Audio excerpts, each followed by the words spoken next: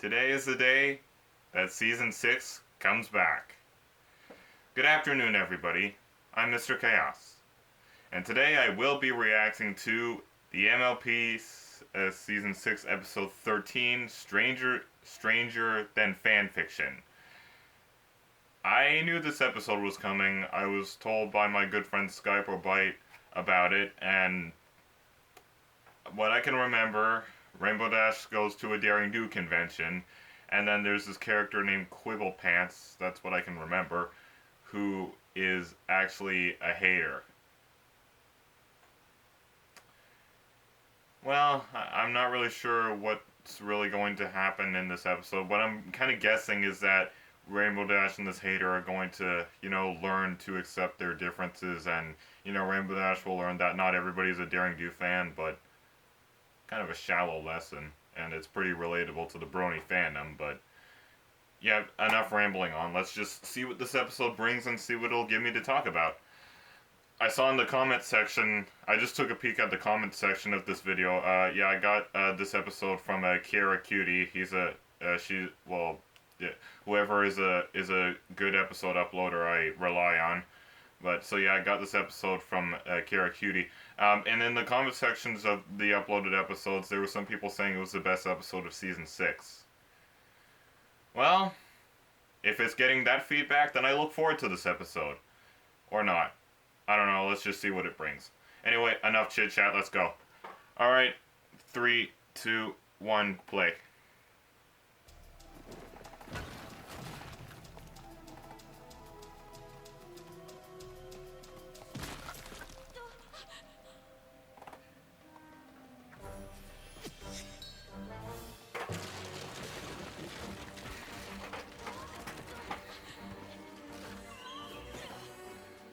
What's Daring 2 looking for this time? All that? Okay.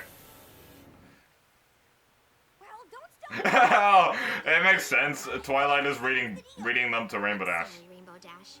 I just keep thinking about how much fun you're gonna have at the Daring Do convention. I wish Princess Celestia didn't need my help with the Friendship Summit in Griffinstone. Don't worry. I'll make sure AK Yearling signs your book. You look sleepy, Twilight. She's gonna be there. She never Think you need some rest. Uh, That face that Rainbow Dash makes when she's excited. Cool for all those other fan ponies. But since you and I know AK Yearling personally, It looks like she has like a Daring Do everything in there. it's no big deal. This convention will be fun, but it's nothing to get too excited about. So excited! Exactly. You said it's nothing to get too excited about. Oh hey, that looks like the vendor's hall at BronyCon. Time for the theme song.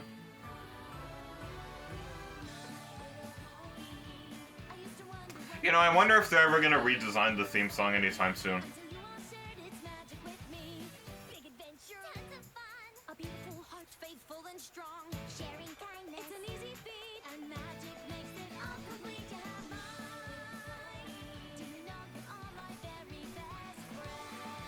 Again, yeah, Little Shy was right. They didn't have to take away that nice reflection in the water.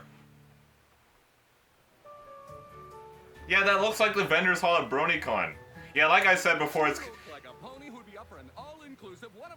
Yeah, like I said, it's pretty, convenient that this episode would come around since BronyCon just passed, like, a couple of weeks ago.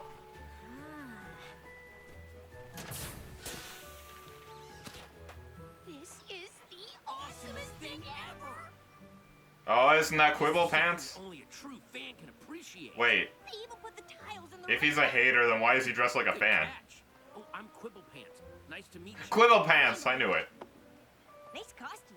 You too. Thanks. The hard part I thought he was a hater, though. Why is he wearing the stuff? Because on page 84 of Sapphire Stone, it describes her dodging a, quote, score of arrows shooting forth from holes in the very walls, unquote. But then, on page 107, Daring Do says she, quote, barely made it past the trap's barrage of arrows, unquote. But clearly, Daring Do is embellishing, and the correct number of arrows is... Oh my god, that face! There's so many good Rainbow Dash faces in this episode so far. Wait, that pony looks familiar. Those amateur silly little moments.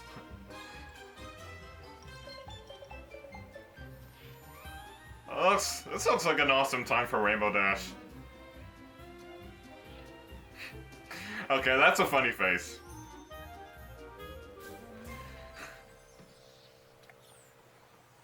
Yep, just like the vendor hall was like at BronyCon. Even though I knew the convention would be totally awesome, it's more fun when you're with someone who really knows daring do. I know what Yeah, it is. It's also, as a brony, it's good to have somebody with a lot of knowledge about the show. You can really talk for hours. After lunch, we should probably start working our way back through the other books. Whoa, whoa, whoa. There are no other books. Of course there are. Daring doing the trek up the front towers, daring doing the many faces of... Glitched a little bit. Just don't even mention the titles. I'm not saying those books don't exist. I'm saying that I refuse to acknowledge them. Why? Because they're horrible. I mean, there isn't a single thing... Oh, so is this where the hater part comes in? ...in the realm of the possible. What? I know for a fact that everything in every one of those books is 100% possible. And how could you possibly know that? I just do. Well, that's a compelling argument. I like how the pony behind the drink bar is like watching them ramble on. I don't hate Daring Do. The first series was smart and cool and an amazing nod to old-time serialized adventure books that somehow manages to be self-reflexive and ironic while at the same time celebrating the art. This guy's voice reminds me of a YouTuber I know. Yearling, muzzle to muzzle, while she sold out and dumbed down. Part of his voice sounds a bit like Animated James. Like, I'm not saying it sounds exactly like Animated James, but part of it does. Yearling is awesome, and every Daring Do book that comes out is better than the last. Well, no. You seem like a fan that's applauding things for no good reason, like Animated James said. Possible stuff is possible as long as Daring Do does it. That's okay, because I could never be friends with some pony who's so focused on things being possible that he's willing to turn his back on the coolest hero of all time. Fine. Fine.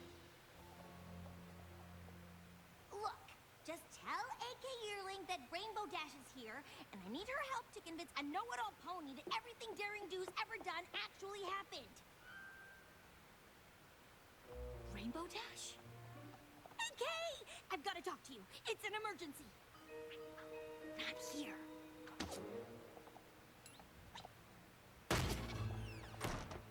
Now tell me, what's going on? Is it Caballeron? Did you see him? What? No. But there is a pony downstairs who thinks everything you've written after the first trilogy is totally unrealistic and terrible. And I need you to help me prove to him that it's all totally possible. I've got bigger problems on my hoofs than dissatisfied fan ponies. Whoa, the amulet of Kulikon, and Caballeron wants it. But the amulet's only a key. The real treasure is hidden in a lost temple, the seven-sided chest of Chico Mazdoc. Caballeron wants to sell it to the highest bidder, of course, which is why I need to find it I first. think I'm sort of beginning to piece together the story. A Daring Do adventure! But what are you doing here? Since I haven't found the temple yet, it's the safest place for me and the amulet. It's crawling with security, and if I get into trouble, I can just blend in with all the Daring Do cosplayers. How can I help? Yeah. Just keep your eyes out for anything suspicious. Got it. Does a pony who only likes her first trilogy qualify as suspicious? Just checking.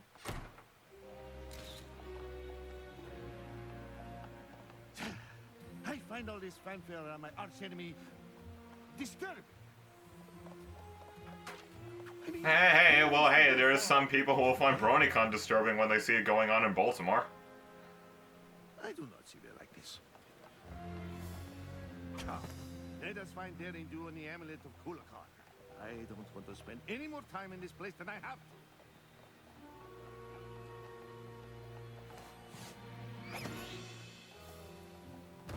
Well, if it isn't the pony who knows impossible things can happen because she just does. Ugh. Sorry, Quibble. I've got more important... I don't think Quibble is much as a hater more than a different fan. Realistic. No, wait. I want to hear more about how you're 100% sure that in Curse of the Jungle Queen, Daring Do could survive a 60-story drop from the top of a waterfall after sustaining a broken wing in a Category 6 rapid. Ugh. obviously her wing wasn't broken. Caballero. See, now that's a great character. Solid backstory, good motivations. No. Caballero is right there. Of course he is. He's also over there, oh, over there, and over there. Where are you going? And we're out here because... Daring Do told me that Caballero came to this convention. Why does this guy even care about following Rainbow Dash? Just saw him and his hench ponies come this way. Okay, I'm gonna head back inside. There's just a little too much crazy out here for the both of us. Of course, so I guess now that they're both kidnapped, now they're stuck together. I don't know what Daring Do is playing at, but if she told you two fan ponies of my plan to steal the amulet, you must work for her.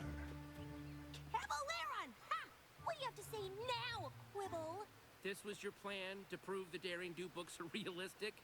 You bought a Daring Do adventucation. Really? What? No! Oh, look around us! Hench ponies, Caballero, the jungle it took forever to get to. This is the real deal! Right. We're actually being held captive by Caballero.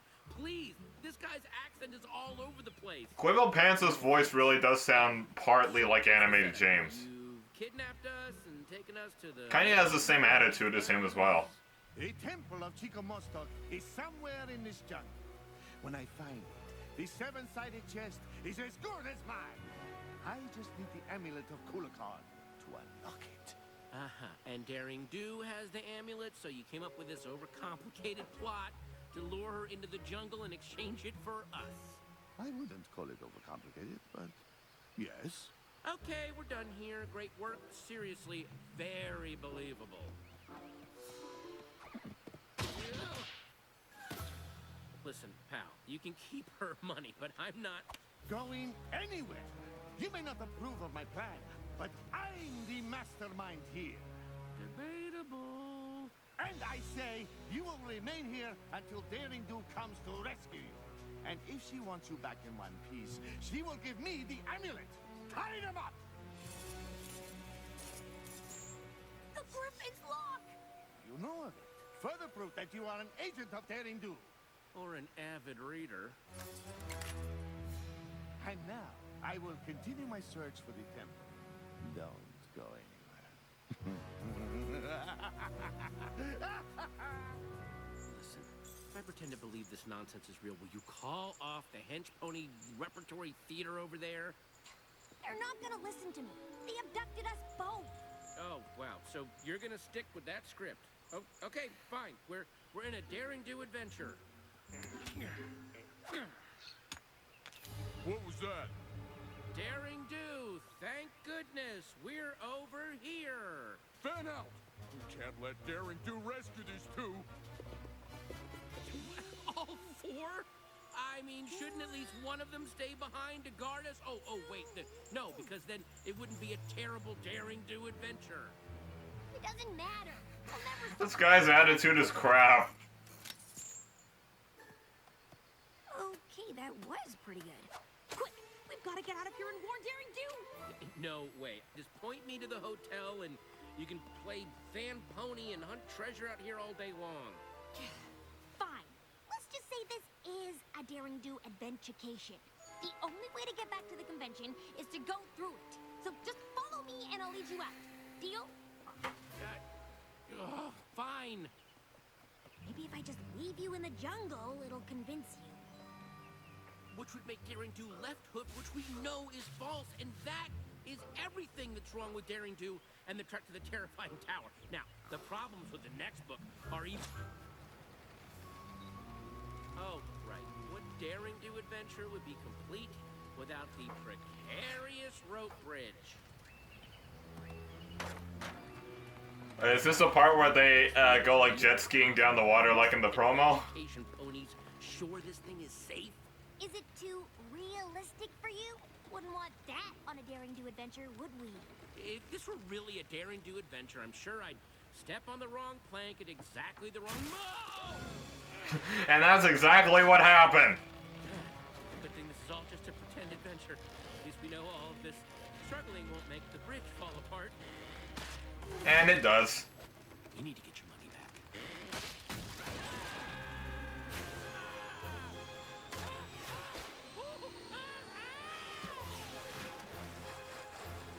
Here's the jet skiing part. Wait, did they have it playing in reverse in the other promo? Like, I remember them jet skiing right and not left. That was awesome. I thought we, and then you began the flying. Well, and I was like, "Where are you going?" And then you swerved, and I was on the water and the rocks. Wow. Yeah, if you read that in a book, you might even think it was unrealistic. Okay, I'll give you that one. I mean, we could have been done for. We could have been done for. What kind of education is this? I mean, that's just bad business. What are these ponies thinking? Right now, we are thinking that we should thank you for escaping. For you have led us directly to the lost temple of Chico Mosto.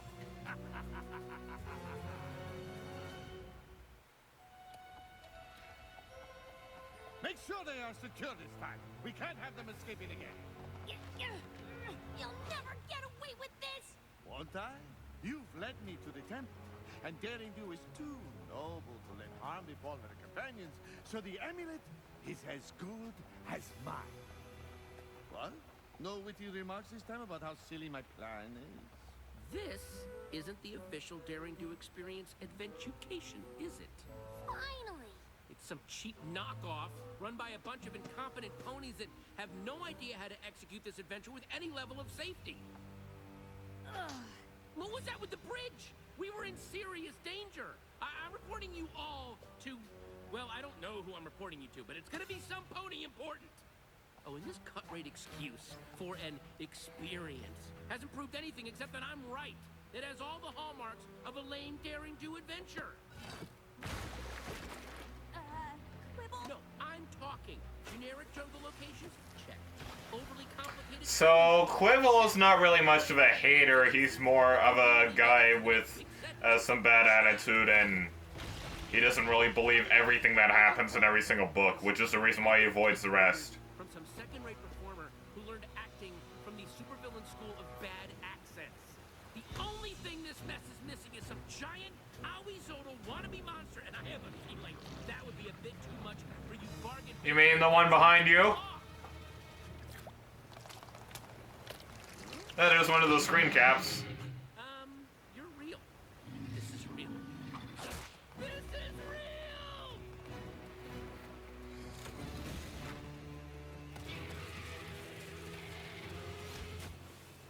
Well, there's Daring Do. I told you to warn me if anything suspicious. Not run off on an adventure without me. Whoa, you're real! You're friends with her? That face. Do introductions later. Right now we have to... You get out of here, yes! Thank you! Actually, no. What? We can't leave without the treasure. And we should probably get to it before our friend gets any higher.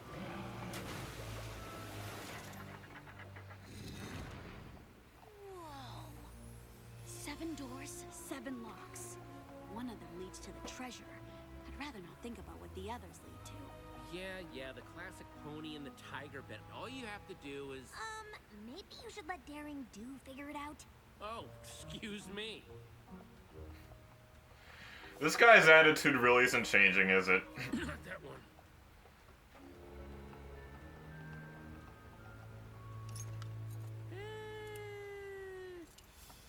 Is he always like this? Yeah, but he's usually right. Which lock do you think it is? Oh, finally. Look, each door has another door that matches. These two both have earth ponies fighting serpents.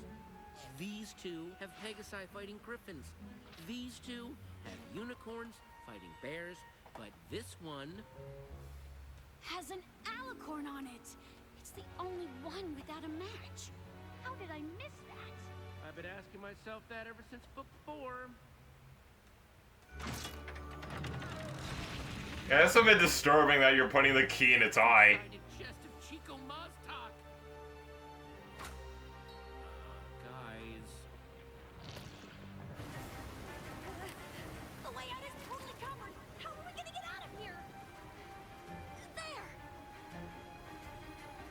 seriously, do you ever not escape out of the top of a temple? We'll have to carry Mr. Adventure Critic out with us. Mr. Adventure Critic. Guys! I think Rainbow Dash and I have this covered.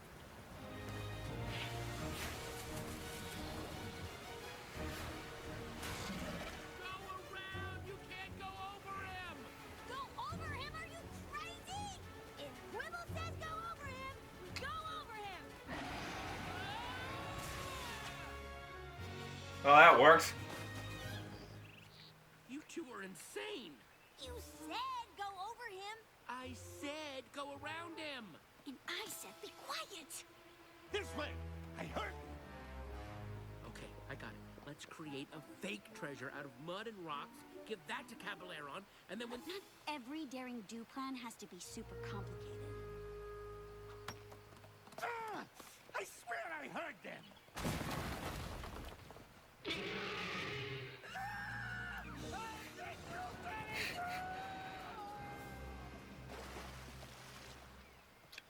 Not particularly original or inspired, but it worked. Who are you again? He's a fan. Uh-huh. There's some stairs on the other side of the temple that lead out of the ravine. I suggest you two take them and head west. What about you? I've got to get this to a museum. Thanks for your help. I couldn't have done it without you. Both of you.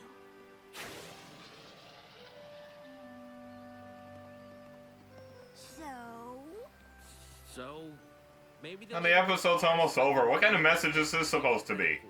Still don't like them. What? How can you? Wait, hold on. Before we get in another fight, I think I finally figured it out. I love the daring do that solves puzzles and uses her brain to get out of tough situations. And she did way more of that in the original trilogy. You love the daring do that is brave and awesome and comes out on top no matter what the odds. Okay. And that's okay. We might never agree on what makes daring do cool, but you are definitely cool. I mean, the way you saved me on the bridge, wow. And escaping from the temple, you, Rainbow Dash, are awesome. Well, I'm not the one who can locate a treasure in half the time Daring Do can. You may have terrible taste in books, but you're pretty awesome yourself. In a brainy egghead puzzle-solving kind of way. I guess we don't have to agree on everything to get along. I Friends? think I sort of get it. Definitely friends. Do you think A.K. Yearling would consider letting me... Oh, this is it? Book? I think I can make... Okay, that's nice. I mean, for instance, in the second adventure, there's a side character. I don't want to... It goes into the credits? Sort of this thing that I've already written a lot of fan fiction on. I don't want, not that I'm thinking... Okay, when I just listen to him in voice in the credits, he does sound a bit like Animated James. Thing about puzzle solving, except what if each puzzle that was solved unlocked a new karate move? Think of it that way, right? I mean, I'm kind of a yearlight myself, so I'm sure she'd be open to... Quibble? Sorry.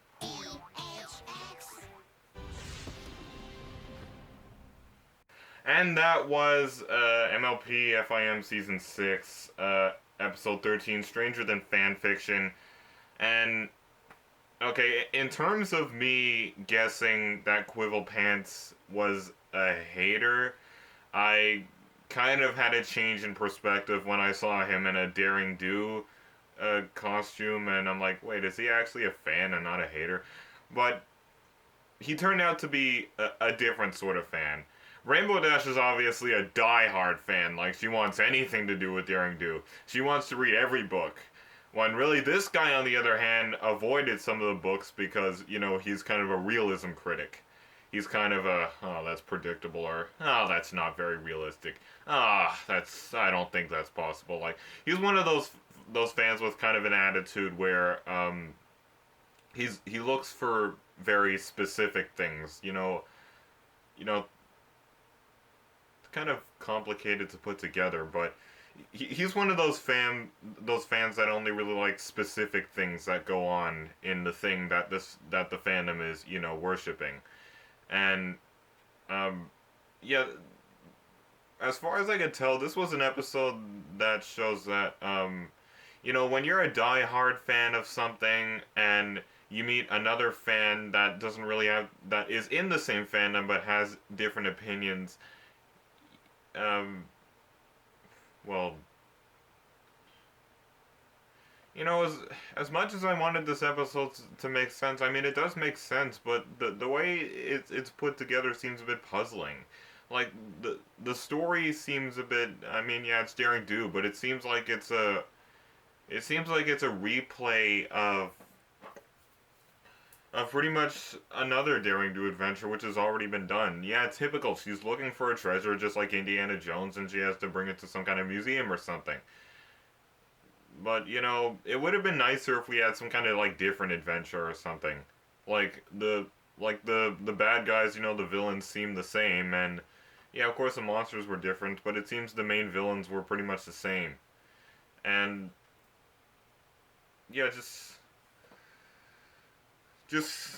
as much as I like this new Quivel Pants character, you know, his attitude, like, I understand what they're going at here. You know, there's another fan with, you know, a little more attitude, and, you know, he's, you know, only, like, liking specific things, and he likes to be a critic about everything.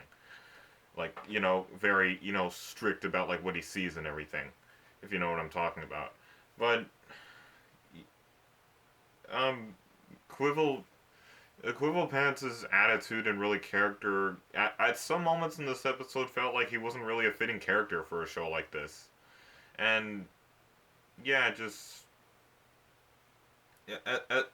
as much as I can, as much as I want to talk more about this episode, what the message I really got at this thing was, you may be a die-hard fan sometimes, but there will be other fans from your fandom with different opinions, different attitudes, and different ways of looking at things. And sometimes you just gotta respect that.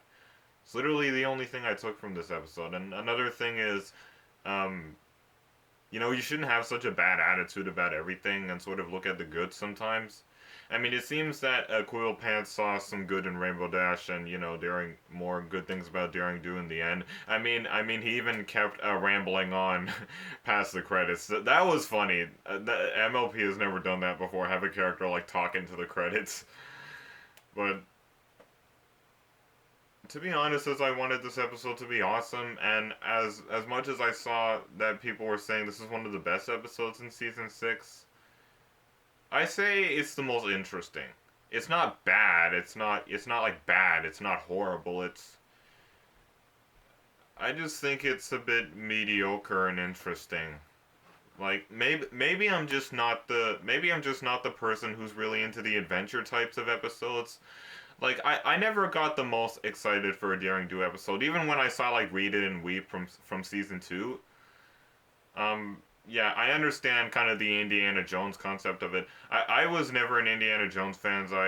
I kind of know the concept of the movie, but I never really watched it. But I understand that this is clearly a Daring Do is clearly a reference to Indiana Jones.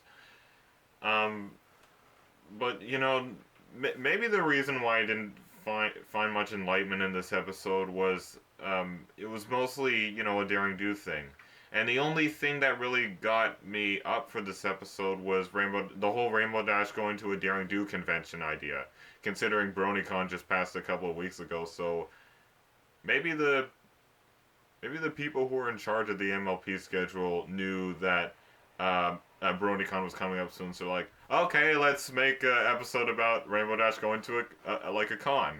So yeah, and you know, that section of the convention really did look like the vendors hall at BronyCon. You know, all the merchandise everywhere, and so yeah, that was literally one of the only joys I really felt while watching this episode. I mean, yeah, the voice talent for Quibble Pants, it was interesting. I liked the voice for Quibble Pants. Yeah, a part of his voice does kind of remind me of Animated James. I know he's not, like, actually Animated James, but part of his voice, you know, when you listen to him, sometimes it kind of does sound like Animated James, and sometimes he seems like he has the same attitude as Animated James. I mean, we know how, you know, we all know how, like, Animated James can seem like he's a bit depressed sometimes, or, you know, sometimes he has a bit of an attitude for things. I mean, at least he made, like, you know, the truth about the Brony fandom video for a reason. But some of his other moments have kind of shown that sometimes he can be a pretty depressing guy. He's still an awesome guy, but everybody has their own personality. Um, so yeah, as far as this episode really goes, I just really wish I could talk to you guys more about this episode, but I guess it's because I'm not really the adventure type of person. I don't think you guys should really expect such a long speech after actually reacting to the episode, because I'm not really a person who's into adventure episodes, and I'm being purely honest here. Because, honesty is supposed to be one of the elements in the Brony fandom. I'm being purely honest here. I'm not really into, like, adventure type things unless, kind of like they're kingdom themes and they have very unique twists to them. But this, kind of like Whipplepants said, this seemed kind of predictable. Like, the Daring Do story wasn't that different. It's typical. She's looking for a treasure, and she's trying to get away from the bad guys who also wanted to get to, like, the museum to put it there. It just seems like a relapse, a repeat. Only, with this new Quibblepants character and Rainbow Dash just rambling on in between it. To be honest, and I'm sorry to those who liked it, like, if you like it, that's fine. That's fine. I respect that. It's good that you're able, that some of you reviewers or just fellow audience are able to enjoy this episode when, I can't really fully. But like I said, I don't think this episode is horrible or bad. It's just interesting. Like, to me, it isn't really the best episode of the season. I gotta be honest. I still think Spice Up Your Life is one of the great ones because I felt like it gave me an excuse to say something else was better than Flutter Brudder. We all know how that went. I don't want to talk about it anymore. But, yeah, and that moment from Spice Up Your Life where Pinkie Pie and Rarity kind of stand up to the critic and they say, you dislike this and, that's your right. But just because you don't like something doesn't give you the right to tell others what to think or what to like. The same thing goes for cyberbullies and, other fans and everything. And I like that they made that connection. And I love that they went in the direction of the critic just going, ah, and she just turns around and goes out the door. Because that shows that if you stand up to somebody like that, they're not always going to accept it and just try it. And yes, they also have the right to just go, no, and just turn around and just leave. That's their right. So I like that they went in that direction.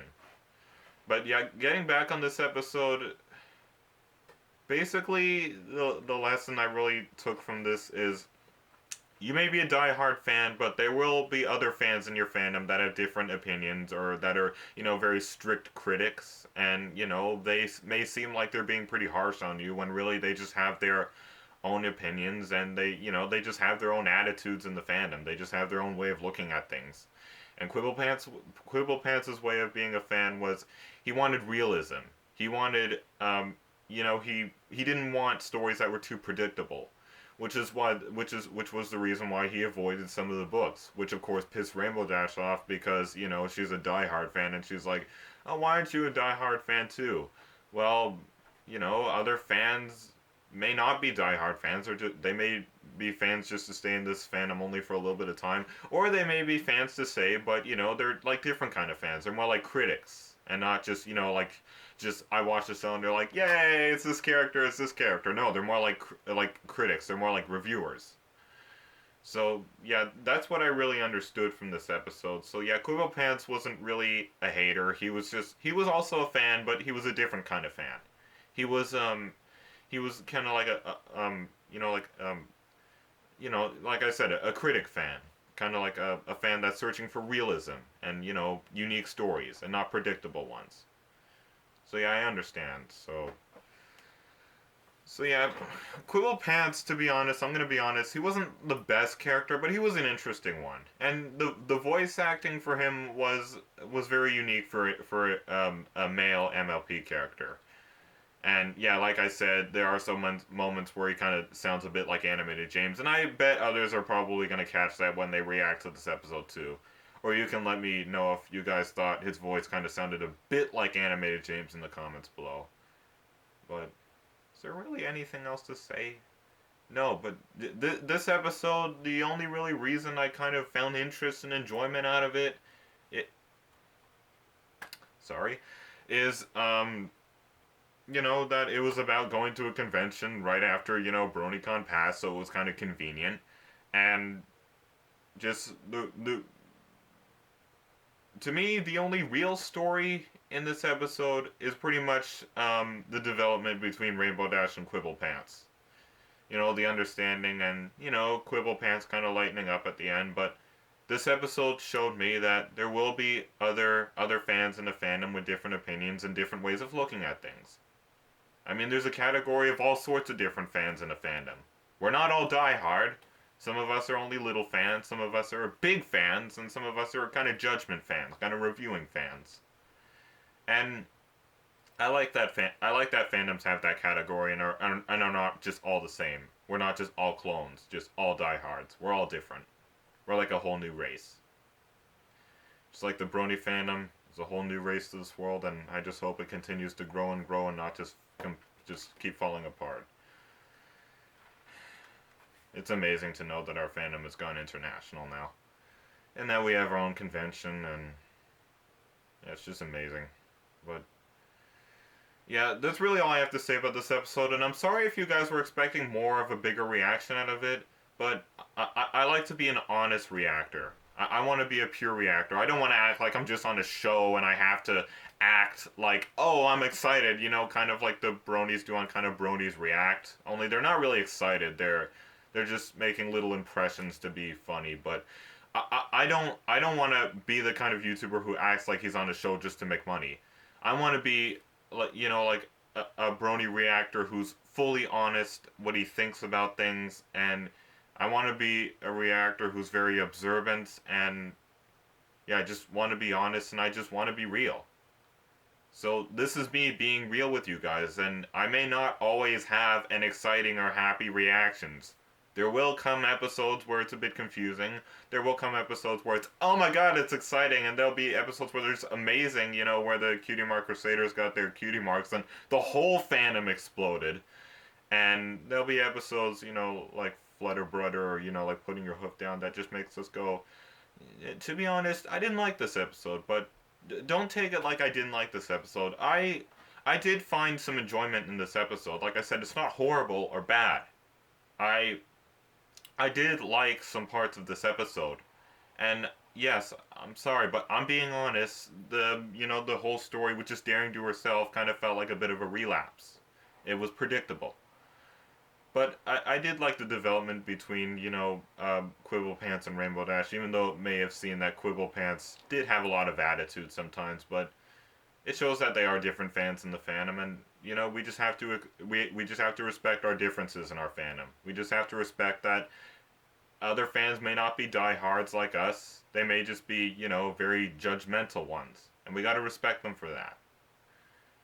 So yeah, so alright, so that was my reaction to MLP Season 6, Episode 13, Stranger Than Fanfiction. Hope you enjoyed this reaction and review.